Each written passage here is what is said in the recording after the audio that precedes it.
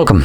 In front of me is a OPPO A79, and today I will show you how you can hard reset this device through settings. So to get started, open up your settings and then select additional settings from the bottom, scroll down, and you'll find backup and reset as a last option.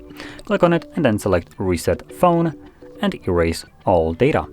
If you have some kind of screen lock, you will need to confirm it right here. This will give you a very brief message. This will clear all data. So if you have anything on your phone that you would like to preserve, maybe photos, videos, documents, music, anything like that, do make a backup copy of it before you begin. Now I don't have anything here, so I'm going to select erase data. And it gives us another message. Are you sure you want to continue? This will erase all data and cannot be undone. Yes, we already know. So we're going to select erase all data, and this will now begin the factory reset of the device. Now this process will take a couple minutes to finish up, so just be patient. Once it's completed, we will then be presented with Android setup screen. So I'll be back once that is visible for me.